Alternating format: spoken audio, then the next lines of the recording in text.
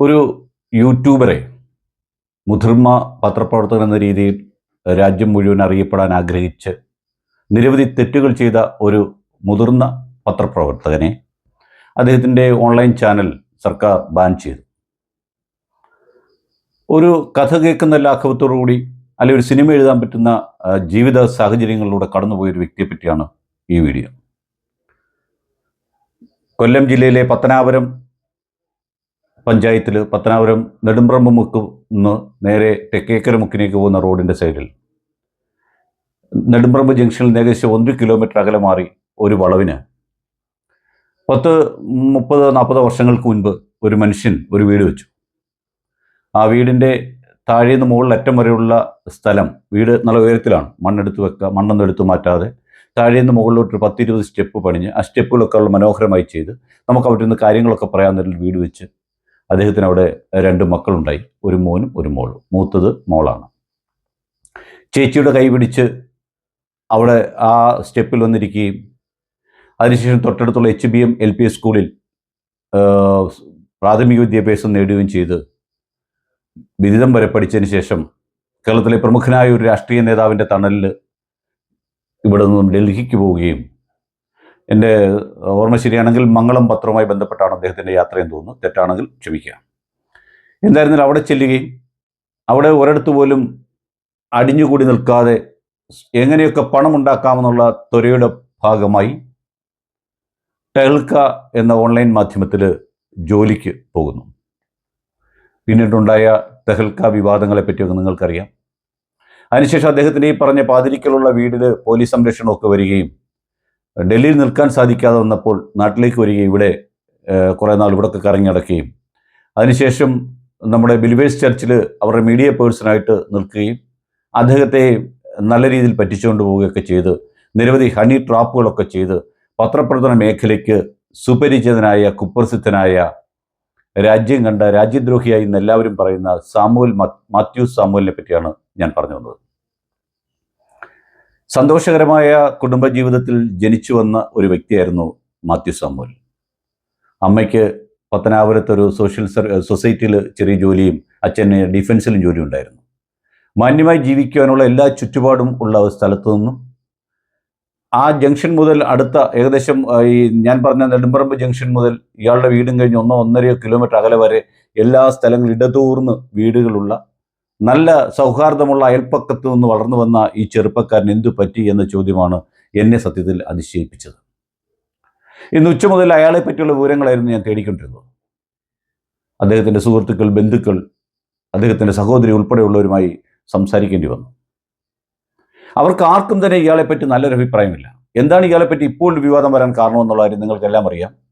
നമ്മളും പാകിസ്ഥാനുമായുള്ള യുദ്ധം കൊടുമ്പിരിക്കൊണ്ടിരിക്കുന്ന സാഹചര്യത്തിൽ നമ്മുടെ റാഫേൽ വിമാനം 5 പാകിസ്ഥാൻ വെടിവെച്ചിട്ടെന്നും ആ വെടിവെച്ചിട്ടതിലെ പൈലറ്റുമാരിൽ 2 പേർ മരിച്ചുപോയെന്നും ഒരാൾ ചികിത്സയിലാണെന്നും ഞാൻ നേരിട്ട് പട്ടാള മേധാവിയോടും അവിടെ നിന്ന നാട്ടുകാരോടും സംസാരിച്ചെന്നും ഇയാളുടെ വീഡിയോകൾ പലതും പരിശോധിച്ചപ്പോൾ ഇയാൾ പലപ്പോഴും ചെയ്യുന്നത് ഈ പറയുന്ന വിശ്വാസ്യതയ്ക്ക് വേണ്ടി അവിടെ നിന്ന് അപ്പോഴുണ്ട് ദൃക്സാക്ഷിയോടെ സംസാരിച്ചു എന്നൊക്കെ പറയാറുണ്ട്. അങ്ങനെ സംസാരിച്ചുവെന്നും റോയിറ്റേഴ്സ് ഉൾപ്പെടെയുള്ള മാധ്യമങ്ങൾ, വിദേശ മാധ്യമങ്ങളും ടെലിഗ്രാഫിൽ നിന്നൊക്കെ എനിക്ക് വ്യക്തമായ വിവരം കിട്ടുന്ന അടിസ്ഥാനത്തിൽ പറയുകയാണ്. നിങ്ങൾക്ക് ഇഷ്ടമുണ്ടെങ്കിൽ വിശ്വസിച്ചാൽ മതി, ഇന്ത്യയുടെ 5 വിമാനങ്ങൾ നശിച്ചു എന്ന രാജ്യദ്രോഹപരമായ ഒരു വാർത്ത ചെയ്തതിൻ്റെ പേരിൽ അയാളുടെ ചാനലിനെ ബാൻ ചെയ്തു കേന്ദ്ര സർക്കാർ. ഇയാൾ അതിനു മുമ്പ് ചെയ്തെന്തൊക്കെയാണ്? നിരവധി രാഷ്ട്രീയക്കാരെ, നിരവധി പ്രമുഖരായ IAS IFS ഉദ്യോഗസ്ഥന്മാരെ മറ്റ് പല ട്രാപ്പിൽപ്പെടുത്തി പണം കണ്ടെത്തി. ഞാൻ എൻ്റെ ടൈറ്റിലിൽ പറഞ്ഞിരിക്കുന്ന പോലെ തന്നെ കേരളത്തിലെ പ്രമുഖനായ പ്രസിദ്ധനായ ഒരു നല്ല രാഷ്ട്രീയക്കാരനായ തിരുവഞ്ചൂർ രാധാകൃഷ്ണൻ്റെ മകളുടെ വിവാഹത്തിൻ്റെ തലേ ദിവസം രാത്രിയിൽ അദ്ദേഹത്തിന് ഗിഫ്റ്റ് കൊണ്ട് കൊടുക്കുകയും അത് ലൈവായി റെക്കോർഡ് ചെയ്തിട്ട് അതിനുശേഷം അത് വെച്ച് അദ്ദേഹത്തെ ബ്ലാക്ക്മെയിൽ ചെയ്യാൻ ശ്രമിക്കുകയും അതിന് അദ്ദേഹം വഴങ്ങിക്കൊടുക്കാതിരിക്കുകയും ചെയ്തതായിട്ട് ഒരു വാർത്ത ഒരു ഓൺലൈൻ മാധ്യമത്തിൽ കണ്ടു. ഞാൻ ശ്രീ തിരുവഞ്ചൂർ രാധാകൃഷ്ണനോട് സംസാരിച്ചപ്പോൾ അദ്ദേഹത്തിൻ്റെ സ്വതസിദ്ധമായ ശൈലിയിൽ അദ്ദേഹം പറഞ്ഞു, അതൊക്കെ ചുമ്മാതാ, അതൊന്നും ഉണ്ടായിട്ടില്ല മോനെ എന്ന് പറഞ്ഞു. ഇതാണ് അദ്ദേഹത്തിൻ്റെ സൗമ്യഭാവം കൊണ്ട് പറഞ്ഞായിരിക്കാം, അല്ലെങ്കിൽ വിവാദം ഉണ്ടാക്കണ്ട എന്ന് വിചാരിച്ച് പറഞ്ഞായിരിക്കാം. ആ വാർത്ത ചെയ്ത ആൾ പറഞ്ഞത് അദ്ദേഹം ജീവിച്ചിരിപ്പുണ്ടല്ലോ, അദ്ദേഹത്തിന് ചോദിച്ചോ നിഷേധിക്കുകയാണെങ്കിൽ ഞാൻ ഉത്തരം പറയാമെന്നാണ് പറഞ്ഞത്. അപ്പോൾ സത്യമാണെന്ന് തന്നെ കരുതുന്നു. അതിനുശേഷം ഞാൻ അദ്ദേഹത്തിൻ്റെ സഹോദരിയായി സംസാരിച്ചു. അവരുടെ ഭർത്താവ് CBI ഉൾപ്പെടെയുള്ള കേന്ദ്ര ഏജൻസിയിൽ ജോലി ചെയ്യുകയും ഇപ്പോൾ വിശ്രമ ജീവിതം നയിക്കുകയും ചെയ്യുകയാണ്. അവരോട് ഇയാൾ ചെയ്ത ഒരു കൊടും ചതിയാണ് അടുത്തൊരു കഥ. 2006 തോന്നുന്നു, അതിന് മുമ്പ് 99 കാലഘട്ടത്തിലാണെന്നാണ് പറഞ്ഞത് അവർ വിവാഹം കഴിച്ചത്. അതിനുശേഷം 2006 ഈ സഹോദരിയും സഹോദരനും ഈ പറഞ്ഞ സഹോദരയുടെ ഭർത്താവും കണ്ടുമുട്ടിയത്. അതിനുശേഷം കണ്ടുമുട്ടിയിട്ടില്ല എന്നും പറയുന്നു. അങ്ങനെ ഇദ്ദേഹത്തിൻ്റെ അച്ഛൻ 2007 മരിക്കുന്നു. അതിനുശേഷം പത്തനാപുരം വില്ലേജിലുള്ള ഏകദേശം 75 സെൻറ്റോളം വസ്തു ഈ സഹോദരി അറിയാതെ സഹോദരി മരിച്ചുപോയി എന്ന് രേഖയുണ്ടാക്കിയോ എങ്ങനെയോ 2010 ഒരു അന്തർ സംസ്ഥാനത്തെയുള്ള നേതാവിന്, അദ്ദേഹം രാഷ്ട്രീയക്കാരനാണ്, രാഷ്ട്രീയക്കാരനായ അയാൾക്ക് ഇയാൾ വിറ്റു. വിൽക്കുന്നതിനും എന്തെങ്കിലും കാരണം കാണും. കാരണം ഇയാൾ അയാളുടെ സുഹൃത്തായിരുന്നു, അയാൾ ജനതാദളിൻ്റെ നേതാവാണ്, മന്ത്രിയായിരുന്നു എന്നൊക്കെ പറയുന്നു. അവിടുത്തെ മുഖ്യമന്ത്രിയായിട്ട് വളരെ അടുപ്പമുണ്ടായിരുന്ന മഹാരാഷ്ട്രക്കാരനാണെന്നാണ് അറിവ്. അയാൾക്ക് വിൽക്കുന്നു, അയാൾ അത് മേടിക്കുന്നു. അതിനുശേഷം ഈ സഹോദരി ഇതറിഞ്ഞിട്ട് 2011 കേസ് കൊടുക്കുമ്പോഴാണ് അറിയുന്നത് സഹോദരി മരിച്ചുപോയി എന്ന് പറഞ്ഞ് ഈ പറഞ്ഞ മാത്യു സാമുവൽ അയാളുടെ അമ്മ ശ്രീമതി മോളിയും ചേർന്നാണ് ആധാരം ചമച്ചതെന്നറിയുന്നു. തുടർന്ന് അവർ പുനലൂർ മുനിസിപ്പൽ കോടതിയിൽ കേസ് കൊടുക്കുന്നു. പുനലൂർ മുനിസിപ്പൽ കോടതിയിൽ 23/10/2011 ആണ് 22/12/2011 അവർ കേസ് കൊടുക്കുന്നു. ആ കേസ് നടക്കുന്ന സമയത്ത് ഈ വസ്തു വാങ്ങിയ ആൾ ഒരു മീഡിയേറ്ററായി വരികയും ഇദ്ദേഹത്തിനെ കണ്ട് സംസാരിച്ച് അങ്ങനെ അത് ഒത്തുതീർക്കുകയും ചെയ്തു. 23/10/2012 ആ കേസ് ഒത്തുതീർത്ത് ഒരു ചെറിയ തുക, നാമമാത്രമായ തുക അവർക്ക് കൊടുത്ത് അവരെ ഒഴിവാക്കുകയാണ് ചെയ്തതെന്നാണ് പുറത്തു വരുന്ന ഒരു വാർത്ത. ഈ വാർത്തയുടെ ആധികാരികത ശരിയാണ്. അതുകൊണ്ടാണ് കേസ് നമ്പർ സഹിതം കേസിനെ പറ്റിയുള്ള മുഴുവൻ വിവരങ്ങളും പറയാൻ കാരണം. അതുകൊണ്ടാണ് OS നമ്പർ 499/2011 കേസിൻ്റെ നമ്പർ. അതിൽ ഈ പറയുന്ന അദ്ദേഹത്തിൻ്റെ സഹോദരിക്ക് വേണ്ടി അഡ്വക്കേറ്റ് ശ്രീദേവി എന്ന് പറയുന്ന ആളാണ് പുനലൂർ മുനിസിപ്പൽ കോടതിയിൽ ഹാജരായത്. ഇത്രയും കാര്യങ്ങൾ സത്യസന്ധമായ രീതിയിൽ അന്വേഷണത്തിന് ശേഷമാണ് ഞാൻ പറഞ്ഞത്. എന്തായിരുന്നാലും നമ്മുടെ രാജ്യം ഒരു യുദ്ധസമാനമായ അന്തരീക്ഷത്തിൽ കൂടി കടന്നു പോകുന്ന സമയത്താണ് ഇയാൾ ഇത്തരം ഒരു വൃത്തികേട് കാണിച്ചത്. എല്ലാ പത്രപ്രവർത്തകരും നല്ലവരാണെന്നൊന്നും ഞാൻ പറയുന്നില്ല. പണത്തിന് വേണ്ടി പത്രപ്രവർത്തനം നടത്തുന്നവരും തെളിവുകൾ ശേഖരിച്ചു വെച്ചതിന് ശേഷം അതിൽ ബന്ധപ്പെട്ട ആൾക്കാരെ കണ്ട് അവരെ ഭീഷണിപ്പെടുത്തി പണം പറ്റുന്ന പത്രക്കാരൊക്കെ നമ്മുടെ നാട്ടിലുണ്ട്. സർവ്വസാധാരണമായി പണ്ടും നടന്നിട്ടുണ്ട്, ഇപ്പോഴും നടന്നിട്ടുണ്ട്. ചില പത്രലേഖകന്മാരുടെ പേര് കേൾക്കുമ്പോൾ തന്നെ ആൾക്കാർ പേടിക്കാറുണ്ട്. എന്നിട്ട് ചാനൽ ചർച്ചകൾ പോലും പെയ്ഡായി ചെയ്യുന്ന പല സന്ദർഭങ്ങളും അങ്ങനെ ചെയ്തതായി തോന്നിയിട്ടുണ്ട്. അത് സത്യമായിരിക്കാനാണ് സാധ്യത. അപ്പോൾ അങ്ങനെ ഒക്കെ ചെയ്യുന്ന പലരുമുണ്ട്. പക്ഷേ ഒരു രാജ്യത്തെ ഒറ്റുകൊടുത്തിക്കൊണ്ട്, ഒരു രാജ്യത്ത് നിന്നുകൊണ്ട് അവിടുത്തെ ശ്വാസം ശ്വസിച്ചുകൊണ്ട് താൻ മുസ്ലിങ്ങളുടെ കൂടെയാണെന്ന് വരുത്തി തീർത്ത് അവരുടെ പണം അടിച്ചു മാറ്റാൻ വേണ്ടി ഒരു ചാനൽ നടത്തുക എന്ന് പറഞ്ഞാൽ അവനെ രാജ്യദ്രോഹിയായിട്ട് തന്നെ കാണണം, പിടിച്ചകത്തിടുകയും വേണം. ഇനി ഒരിക്കലും അവൻ ഈ സൂര്യപ്രകാശം കാണുവാൻ ഉണ്ടാവരുത്. അതാണ് ചെയ്യേണ്ടിയിരിക്കുന്നത്.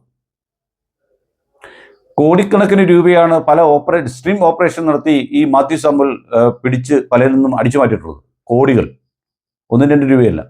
ഇപ്പോഴും അയാളുടെ ചാനലിൻ്റെ അടിയിലൂടെ അയാൾ പലരോടും പണം കൈപ്പറ്റുന്നുണ്ട്. ഈ പല ആവശ്യങ്ങൾ കേസിനാണെന്ന് പറഞ്ഞ് മേടിക്കുന്നുണ്ട്.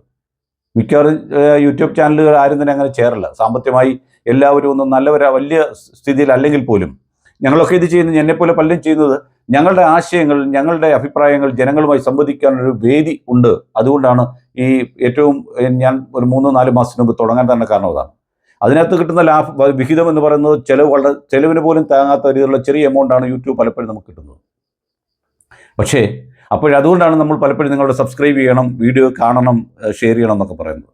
പക്ഷെ അങ്ങനെ പറയുമ്പോൾ പോലും മാത്യു സാമുവലിനെ പറ്റി അയാളുടെ വീഡിയോയുടെ ആദ്യന്തം ഒരു പകുതിക്ക് മുക്കാൽ വരെ അയാൾ വളരെ ധാർഷ്ട്യത്തോട് വേണ വിശ്വസിച്ചാൽ മതി എന്ന് പറയുകയും അതിനുശേഷം അവസാനമാകുമ്പോഴത്തേക്കും വീണ് യാചിക്കുന്ന അവസ്ഥയാണ് ഈ കാണിച്ചുകൊണ്ടിരിക്കുന്നത്. ഇയാളൊരു മുതിർന്ന പത്രപ്രവർത്തകൻ എന്നൊക്കെ പറഞ്ഞാൽ, മുതിർന്ന എന്ന വാക്കിന് ഞാൻ വേറൊരു അർത്ഥത്തിലാണ് അതിനെ നിങ്ങളുടെ മുമ്പിൽ പറഞ്ഞത്. തരുൺ തേജ്പാൽ എന്ന് പറയുന്ന ഈ തെഗൽക്കയുടെ MD അറസ്റ്റിലായ സമയത്ത് തിരുവല്ലയിൽ നിന്ന് ഇയാൾ വണ്ടി കയറി പെട്ടെന്ന് അവിടെ പോയി MD സ്ഥാനം അടിച്ചു മാറ്റിയെടുത്തതായിട്ടൊക്കെ പറയുന്നുണ്ട്. അതിൻ്റെയൊക്കെ ആധികാരികത ശരിയാണോ എന്നെനിക്കറിയില്ല. അങ്ങനെ നിരവധി പുറത്തു പറയാൻ പറ്റാത്തതായ പല വ്യക്തികളും, പല സകുടുംബം ജീവിച്ചു വരുന്ന പലരും ഇയാളുമായി ബന്ധപ്പെടുകയും അവർക്കൊക്കെ പലതും നഷ്ടപ്പെടുകയും ചെയ്തിട്ടുണ്ട്. അവരെയൊന്നും ഇതിനകത്തിട്ട് അലക്കാൻ നമ്മൾ ആഗ്രഹിക്കാത്തതാണ് പറയുന്നത്. അദ്ദേഹത്തിൻ്റെ സഹോദരിയുടെ ഭർത്താവ് എന്നോട് പറഞ്ഞ പല കാര്യങ്ങളും ഞെട്ടിക്കുന്നതാണ്. അദ്ദേഹത്തെ സ്വന്തം സഹോദരിയുടെ ഭർത്താവിനോട് ഞാൻ എറണാകുളത്തുണ്ട്, നിന്നെ അവിടെ വന്ന് കാലുവെട്ടു എന്ന് പറഞ്ഞതായിട്ടൊക്കെ അദ്ദേഹം എന്നോട് പറഞ്ഞു.